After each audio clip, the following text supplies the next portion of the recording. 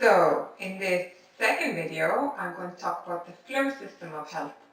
And this is represented by the color orange. And this is really kind of more going into the emotional part of ourselves.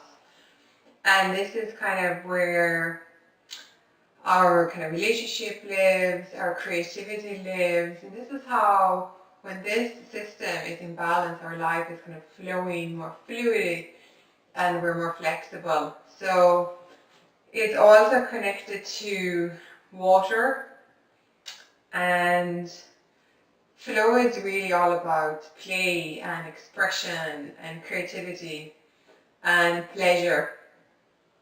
And when it comes to our physical body, here we're then tying it in with the part of our bodies that are creating, so our sexual organs, our lower belly, hips, bladders, colon, so the ones that are connected to expelling water, so our kidneys and bladder, for example.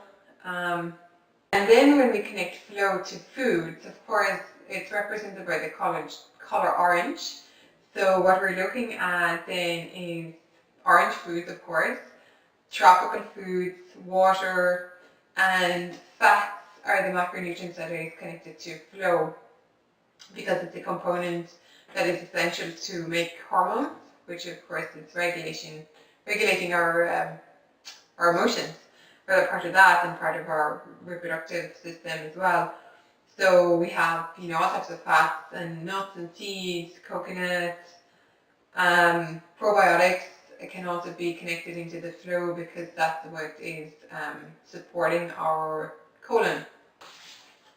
And then when I overlap the mindful eating aspect of also the eating and in the mindfulness context into the system of health, how I see it, I like to think about exploring how our emotions are driving our food choices. So when it came to root, we were looking at all our physical needs and being tuned into these signals. But then once you've sort of established that foundation, it becomes easier to see, well, if I'm not eating for physical reasons, for physical needs, and I'm still eating, what's driving those choices, or what's driving that desire to eat?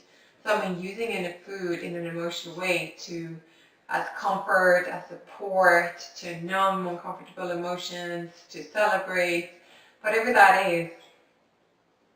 And it's okay to do that in at certain times, and maybe we've been using it as a coping mechanism and it's been serving us, but we might get to a point in our lives where we feel that, using food as an emotional crutch is no longer serving us. It might be useful temporarily, but like long term, it's not making us feel really well in ourselves.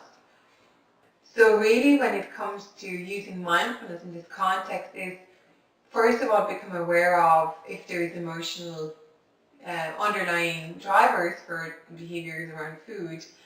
And then also becoming to use kind of like that sort of mindfulness, to use mindfulness as a way of learning to be with this, to learning to sit with the things that are uncomfortable and challenging, and it's not particularly easy to do. It's difficult and often painful, but sometimes in that space we can see that these emotions that are living in our bodies in a physical kind of visceral sense or in a felt way, that they pass through if we don't sort of attach a story to it.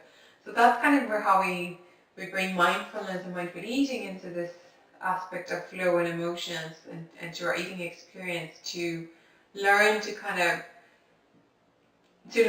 at our emotions and our relationship with food and how that's sort of intertwined and how that is affecting us, and from there then create space for choice of which ones do we want to let go of, and learning to be with our emotions just as they are, without having to use any other kind of ways of stuffing them out or whatever that looks like.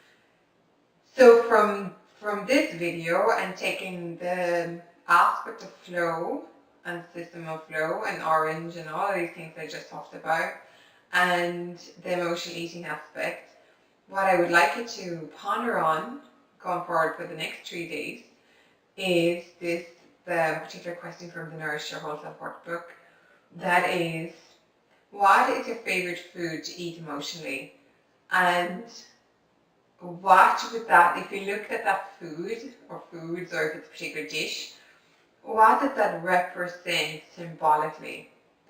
And so just explore that and see what comes out of that. Is there a particular type of food in a particular type of context? And I've had clients that have really big aha experiences with this, when there was one or two particular things that they would just have to, if they were experiencing really strong emotions and they were often attached to something else. So just bring the kind of symbolic aspect of the food. If there's any particular type of food that you crave if you're experiencing strong emotions, what would that tell you? So let that be your challenge for the next few days, to explore this question.